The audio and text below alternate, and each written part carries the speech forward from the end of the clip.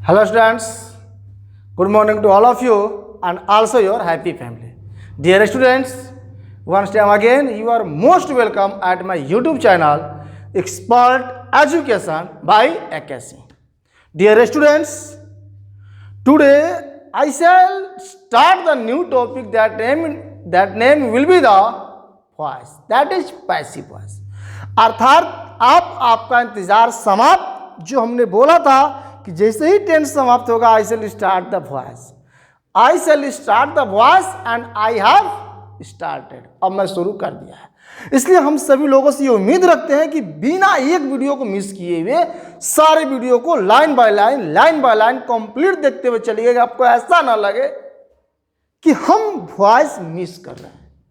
ठीक, अर्थात आप जैसे ही वीडियो आपके सामने अपलोड होकर के आता है तुरंत देखिए और हो सके तो 2 बार 3 बार देखो, उसको दिमाग में बैठा लीजिए। आपके दिमाग में कहीं ऐसा घर कर गया होगा कि क्लास खुलेगा तो तब देखेंगे सर पढ़ाएंगे, ये होगा वो, तो अभी आप बहुत पीछे हो चुके हैं। आपका जो सोच है बहुत ही पीछे है, पिछड़ा, इसमें कोई संदेह नहीं है।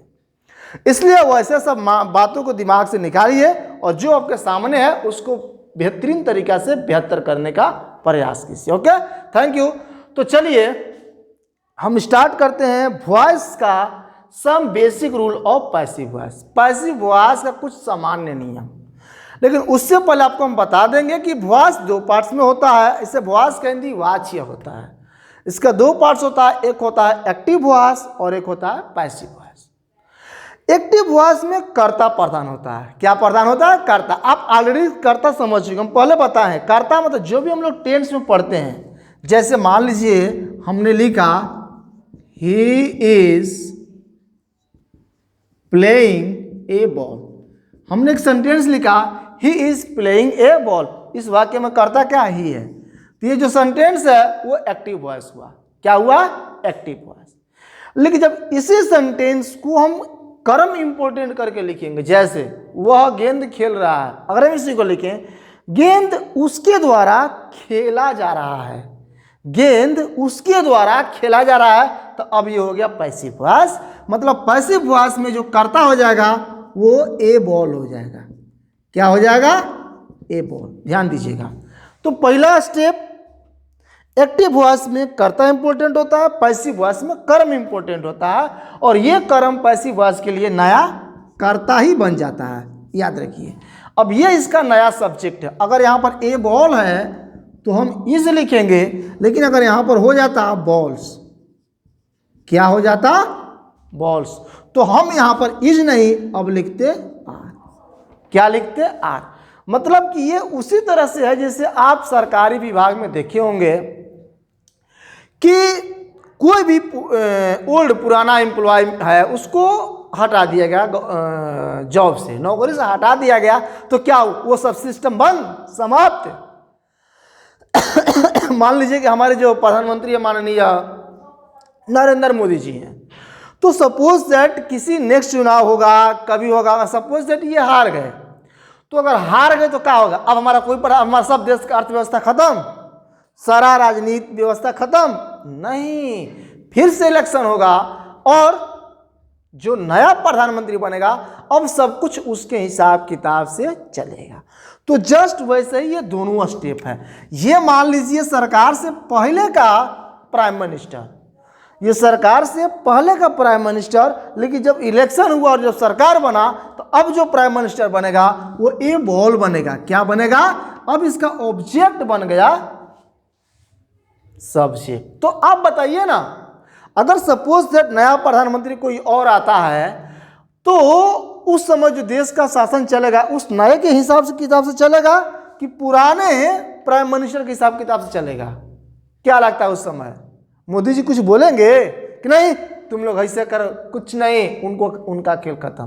क्या लगता है जब आज मोदी जी का सरकार है तो कोई भी गांधी परिवार या माननीय जो मनमोहन सिंह थे, क्या वो कुछ बोल सकते हैं? बोलते कुछ नहीं, कमेंट कुछ नहीं। अब जो भी नया सरकार बनेगा, जो भी नया प्रधानमंत्री है, उसी के हिसाब किताब से सब कुछ चलेगा। तो वही आप वॉइस में भी समझ लीजिए कि जो नया कर्ता बन करके आएगा उसी के हिसाब से सहायक क्रिया को रखा जाएगा और पैसिव वॉइस के लिए यही सबसे इंपॉर्टेंट पार्ट होता है। इसलिए आप सभी लोग किसी भी सेंटेंस में एक सही ऑब्जेक्ट पता लगाना सीख लीजिए, क्योंकि अगर आपको ऑब्जेक्ट नहीं आइडेंटिफाई कर पाइएगा तो आपसे वॉइस हमेशा गलत होगा। और जिस सेंटेंस में ऑब्जेक्ट ना हो उस सेंटेंस का हम लोग वॉइस बनाए, ये असंभव नहीं बन सकता है भाई। इसलिए पहला काम को क्या करना है, सही ऑब्जेक्ट का सिलेक्शन करना है। क्या करना है, सही ऑब्जेक्ट का सिलेक्शन। जो पहला ही रूल बोल रहा है कि फर्स्ट ऑफ ऑल, ध्यान दीजिएगा, सबसे पहले वी चेंज, हम लोग बदलते हैं ऑब्जेक्टिव केस, किसी भी ऑब्जेक्टिव केस को इनटू सब्जेक्टिव केस। किस केस में बदलेंगे, सब्जेक्टिव केस में। जैसे मान लीजिए यहां पर लिखा हुआ है आई हेल्प्ड हिम, यहां पर लिखा हुआ आई हेल्प्ड हिम, तो इसमें ऑब्जेक्टिव केस क्या है, हिम है। इसमें ऑब्जेक्टिव केस क्या है, ए बॉल है। तो ऑब्जेक्टिव केस को अब हम बदल देंगे। पुराने प्रधानमंत्री को 2-3 बार मान ले चुनाव लड़ चुके थे, हार चुके हैं, लास्ट में ऑब्जेक्ट बने हुए हैं, लेकिन फिर कभी बाय द वे जीत गए, तो ये पुराने प्रधानमंत्री को हम नया अब प्राइम मिनिस्टर बना देंगे। अर्थात ए बाल लिखना है, ए बाल लिख देंगे, या अगर हिम है तो ही लिखेंगे, क्योंकि ही सब्जेक्टिव केस है और ए बॉल सब्जेक्टिव केस है। तो बोलिए पहला रूल क्या कह रहा है कि फर्स्ट ऑफ ऑल, सबसे पहले हम लोग दिए गए ऑब्जेक्टिव केस को सब्जेक्टिव केस में बदलेंगे और उसके बाद वही this subjective case as a new subject, मतलब राइट दिस सब्जेक्टिव केस, इसी सब्जेक्टिव केस को, कर्ता कारक को हम सेंटेंस के पैसिव वॉइस के नया कर्ता के रूप में लिखेंगे। तो बोलिए पहला और सबसे इंपॉर्टेंट नियम समझाया। मतलब वही ट्रेन वाली एग्जांपल आप समझ सकते हैं। कौन एग्जांपल, ट्रेन का एग्जांपल। जैसे आप देखते हैं कि जो मान लीजिए ये ट्रेन है, ये क्या है, ट्रेन है, ठीक। और ये जो है इसका बोगी, इसका मेन इंजन है। क्या है, इंजन है। ये कल्पना कीजिए कि जो ट्रेन है वो मुगल सराय से पटना जा रहा है। कहाँ जा रहा है, पटना। तो जिधर का इंजन रहेगा उधर का सारा यात्री रहेंगे। सब कुछ जो होगा वो इसके हिसाब किताब से होगा, क्योंकि इसमें जो इंपॉर्टेंट है वो ये इंजन है। लेकिन अगर वही रेलगाड़ी, वही सेम रेलगाड़ी अगर पटना से बनारस आए, मुगल सराय आए, तो क्या किया जाएगा, यहाँ से इंजन हटाया जाएगा और यहाँ पर शिफ्ट कर दिया जाएगा। तो अब जो भी यात्री होंगे अब वो इस इंजन के हिसाब किताब से चलेंगे। अब ये मतलब खत्म।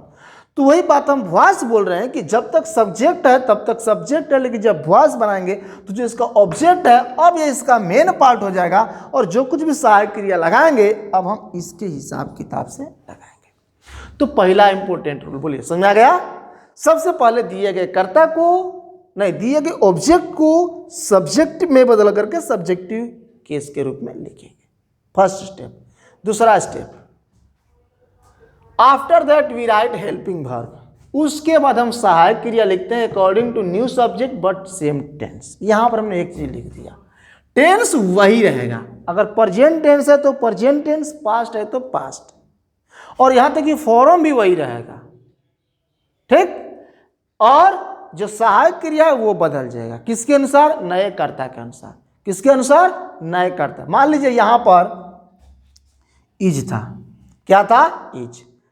और अगर सपोज दैट यहां पर हमने दे दिया ही इज प्लेइंग बॉल्स, ऐसे लिखना या लिखना गलत है। एक साथ ढेर गेंदा नहीं खेलेगा, कौन ठीक, दूसरा गेंदा खेल रहा है, छोटे छोटे गेंदा खेल रहा है, बहुत सारा गेंद खेल रहा है। तो यहां पर अगर बॉल्स आ गया तो अब हम बॉल्स को लेकर के आर लिखेंगे, ना कि इज, ना कि इज।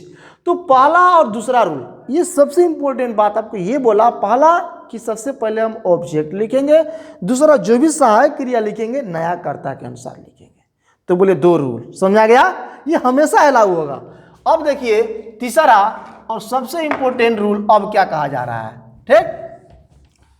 तीसरा रूल कहा जा रहा है कि आफ्टर दैट, आफ्टर दैट मतलब उसके बाद।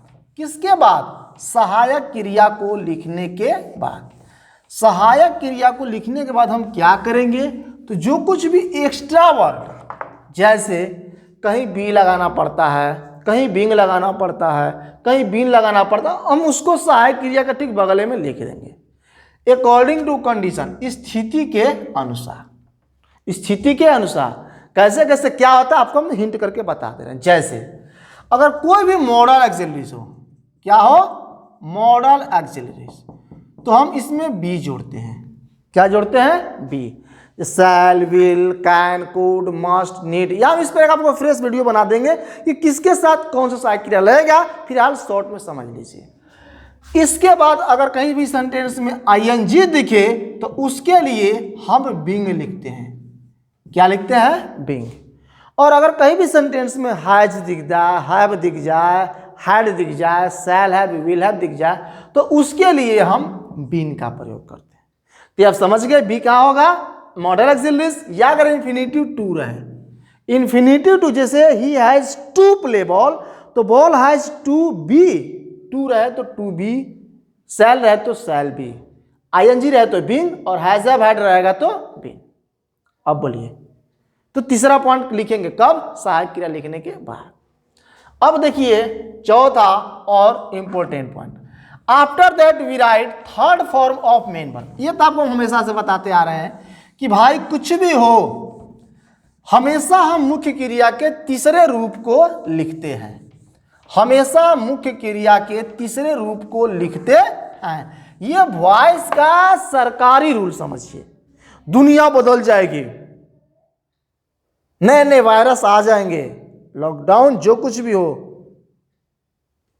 सूरज पश्चिम से पूरब से पश्चिम उग सकता है, बिना मौसम का बरसात हो सकता है, लेकिन वॉइस में तीसरा रूप के अलावा और चौथा पांचवा आने वाला नहीं है। इसलिए जब भी पैसिव वॉइस बनाएंगे तो क्रिया का तीसरा रूप। कुछ एग्जाम्पल दिखा देते हैं, आप देखिए। मान लिया हमने एक सेंटेंस लिखा, I have always helped him, यह एक सेंटेंस है। पहले बात है क्या, एक्टिव है कि पैसिव वॉइस है, कर्ता से स्टार्ट है, एक्टिव वॉइस है। सहायक क्रिया क्या है, हैज या हैव, सहायक क्रिया क्या है, हैज या हैव। तो सबसे पहला स्टेप हम ऑब्जेक्ट को सर्च करेंगे, ये हमारा ऑब्जेक्ट है। ऑब्जेक्ट को उठाएंगे सबसे पहले, चलो अब हमारे एरिया में चलो, बड़ी तुम आराम किया, लास्ट में रहा, चलो इधर, तुम्हारा रोल नंबर 1 हो गया। और हम सबसे पहले क्या लिखेंगे, ये। तो ये आता है ना, तो क्या कहता है, नहीं, अब हम वो नहीं रहेंगे, अब हम बदल गए हैं, अब हम पहले स्टेप पर आ गए हैं, हम नया प्राइम मिनिस्टर बन गए हैं, इसलिए हमको सही स्थान दो, सही चेयर दो। और ये क्या बोलता है कि हमको हिम नहीं, अब ही लिखो। क्या लिखो, ही, क्योंकि हम कर्ता कारक हो गए, हम राज शासन प्रशासन चलाएंगे, तो ही लिखेंगे। उसके बाद सहायक क्रिया की बारी आती है, तो इसी के आधार पर जिस टेंस में है, तो हैव है तो हम यहाँ पर हैव लिखेंगे, नहीं लिखेंगे, क्या लिखेंगे, हैज। ये ध्यान देना है, क्या लिखना है, हैज, क्योंकि सहायक क्रिया नए कर्ता के अनुसार, और नया कर्ता है ही हैज। और सेंटेंस में जब भी फ्रिक्वेंटली वर्ड, जैसे always, never, ever, sometimes, before, sometimes, ever, ये सब कभी भी रहे तो हमेशा मुख्य क्रिया का पहले रहता है, इसलिए ही हैज। लेकिन यहां पर हम लिखेंगे always been, he has always been helped. यहां तक देखिए, सबसे हमने पहला स्टेप क्या किया, ऑब्जेक्टिव केस को सब्जेक्टिव केस, पहला स्टेप समझ जाएंगे, ये हर वॉइस में होगा। दूसरा स्टेप सहायक क्रिया, कहां से, तो दिए गए सेंटेंस में से ही। तीसरा स्टेप आपको एक्स्ट्रा वर्ड लिखना है। अब यहां पर ऐसा वर्ड आएगा तो बीच में आएगा ना, तो नहीं आएगा, ठीक। अगर हम यहां से ऑलवेज हटा दें तो ये हट जाएगा, बीन एक्स्ट्रा वर्ड। उसका तीसरा रूप कहा था कि जो भी हो हम क्रिया का तीसरा रूप लिखेंगे। तो यहां तक बोलिए ना भाई, कोई दिक्कत है यहां तक, एनी प्रॉब्लम। अब देखिए रूल नंबर 5 क्या बोलता है, after that we write by, ये हम बाई लिखेंगे, ये जेन्युइन रूल है। बाई मीन्स के द्वारा, हेल्प बाई, क्या लिखेंगे, बी वाई बाई। और दुनिया जानती है कि दो वर्ड ऐसे हैं, एक बाई और एक लेट। इसके बाद कभी भी आएगा तो यकीनन ऑब्जेक्टिव केस ही आएगा, कभी भी सब्जेक्टिव केस लिखने पर आंसर गलत हो जाएगा। बाई के बाद जब भी आएगा तो हिम आएगा, इसलिए बाई और जो यहां पर ही है नहीं आई है, क्या है आई है, तो हम लिखेंगे बाई मी। क्या लिखेंगे बाई मी। तो बोलिए अब कोई दिक्कत कोई प्रॉब्लम, एकदम आसान है कि नहीं है। या हम एक और एग्जाम्पल बता के दिखा देते हैं। क्या they are playing ball, they are playing ball, हो गया। ये सेंटेंस है, इसका हमें बनाना है पैसिव वॉइस। क्या बनाना है पैसिव वॉइस। देखिए कुछ ग्रुपिंग वर्ड होते हैं, जैसे दे हो गया, वी हो गया, पब्लिक हो गया, पीपुल हो गया, पुलिस हो गया, इस सब को हम लोग बाई के बाद ना भी लिखे तो कोई गलत नहीं है।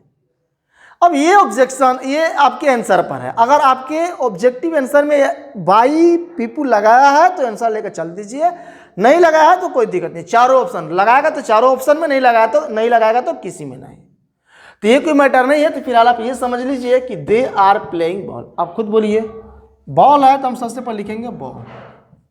क्या लिखेंगे बॉल। उसको सहायक क्रिया क्या लिखेंगे इज, क्योंकि अगर यहाँ पर बॉल्स होता तो हम आर लिखते, फिलहाल बॉल है इसलिए बॉल इज।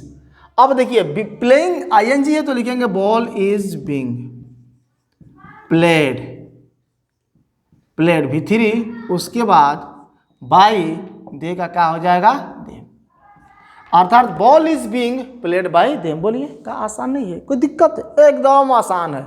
वॉइस लिए आसान कोई भी आपके टॉपिक है ये नहीं है, और इसमें एक्यूरेट सही होता है। दूसरा बात ये है। उसके बाद देखिए कुछ इंपॉर्टेंट बात, जैसे after writing by we write objective case. By लिखने के बाद ऑब्जेक्टिव केस लिखेंगे, जो यहां पर हमने आपको लिखकर दिखा दिया है। कोई दिक्कत। अब देखिए we can write other word, किसी भी सेंटेंस में अदर वर्ड भी आ सकता है। जैसे अदर वर्ड मतलब they are playing ball in the morning, adverb आ जाएगा इन द मॉर्निंग। तो पैसिव वॉइस जब बनाएंगे तो हम अदर वर्ड को बिफोर बाई से पहले भी लिख सकते हैं या बाई के बाद भी लिख सकते हैं, इसमें कोई भी दिक्कत नहीं है। जैसे आपको हम एक जीता जाता एग्जाम्पल बता के दिखा देते हैं। लाइव एग्जाम्पल देख लीजिए कि सर जी कुछ ऐसा हमको बता दीजिए जिसमें क्या हो ऑब्जेक्ट दिया गया, और नहीं तो हम लोग काउंटिंग में दिमाग घूम गया और ऑब्जेक्टिव आंसर देखेंगे गलती बना के चले जाएंगे। तो देखिए इसमें हल्ला गुल्ला कुछ नहीं करना है। जैसे हम सेंटेंस लिख दे रहे हैं कि माई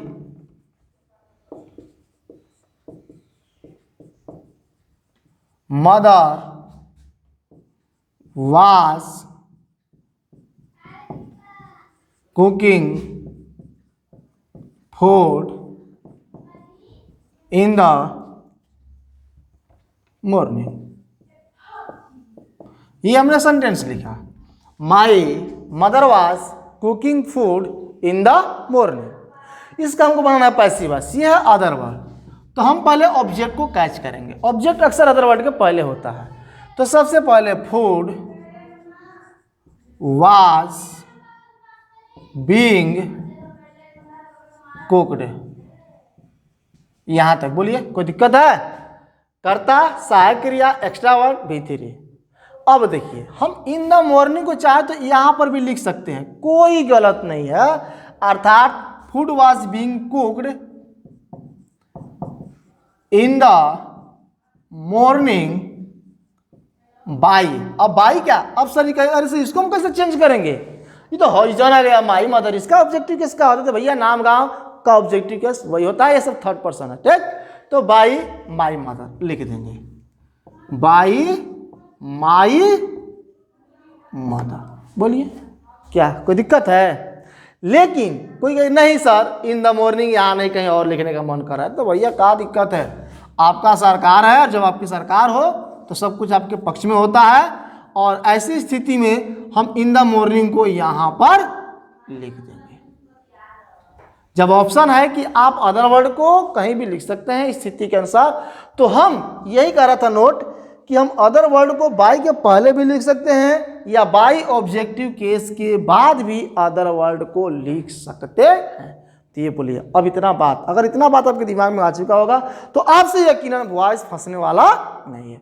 हाँ, कुछ बात टेंस की तरह सभी का वॉइस नहीं बनता है, किसका किसका बनता है, तो एक प्रेजेंट इंडिफिनिट का, दूसरा present continuous, present perfect, past indefinite, past continuous, past perfect, future indefinite और फ्यूचर कंटिन्यूअस। ठीक, फ्यूचर कंटिन्यूअस नहीं, गलती हो गया है, फ्यूचर परफेक्ट, फ्यूचर परफेक्ट अर्थात शैल हैव का शैल हैव बीन हो जाता है। तो इतना बनता है। तो ये है वॉइस का बेसिक रूल। हम चाहेंगे कि आप सभी लोग इसको ध्यान से देखिए, क्योंकि अब हम जो वीडियो बनाएंगे तो टेंस वाइज सीधे बनाएंगे, और टेंस वाइज बनाएंगे और उसको पूरा एकदम क्लियर, अफर्मेटिव का स्ट्रक्चर क्या होगा, नेगेटिव का क्या होगा, इंटरोगेटिव का क्या होगा, और इसमें एक स्पेशल आता है हु का। किसका आता है? हु का। जैसे हु हेल्प्ड यू, कोई बोलेगा हु हेल्प्ड यू, इसका पैसिव वॉइस क्या होगा? तो यह कुछ विशेष इसलिए हो जाता है क्योंकि हु के बाद इसमें सब्जेक्ट है ही नहीं है, सब्जेक्ट है ही नहीं। और ये पहले बताया था कि हु वाला कुछ विशेष नियम से होता है। तो जब इसका हम पैसिव वॉइस बनाएंगे तो इसका पैसिव बाय हुम से बनाते हैं, बाय हुम क्वेश्चन वर्ड, उसके बाद सहायक क्रिया हेल्प्ड है, तो यहां पर यू को देखते हुए वेयर, यू हेल्प्ड, ये हो जाएगा क्वेश्चन मार्क ऐसे। अर्थात हु हेल्प्ड यू, तुम्हारा किसने मदद किया? By whom where you help, किसके द्वारा तुम मदद किया गया। तो ये था पैसिव वॉइस। तो खैर जो भी विशेष रूल हो हम लोग क्या करेंगे नेक्स्ट वीडियो में, अर्थात ईच एंड एवरी रूल्स को हम लोग फॉलो करेंगे, किसी भी पॉइंट को हम छोड़ने वाले नहीं है। बस आप लोग माइंड को स्थिर करके अपना पढ़ाई को मेंटेन रखिए, यही आपके लिए सही है। आप एक स्टूडेंट हैं जिसे हर किसी का कार्य बांटा गया है, डॉक्टर के लिए डॉक्टरी का काम ही चलाना सही है, जो हाउस वाइफ घर को ही संभालना सही है, जो किसान है वो फार्मिंग ही करे तो सही है। और अगर आप एक स्टूडेंट हैं तो आप नॉलेज भरी वीडियोस को देखें तो वही आपके लिए सही है। ओके, तो ये रहा दैट्स लास्ट। और हम आपको बोलेंगे कि आपको वीडियो कैसा लगा, अगर अच्छा लगा होगा तो लाइक जरूर कर दीजिएगा, और अगर आपको कोई भी प्रॉब्लम होगा, कुछ कमेंट करना चाहते हैं तो कमेंट बॉक्स में जाकर कमेंट जरूर कर दीजिए, आपके कमेंट का रिप्लाई किया जाएगा।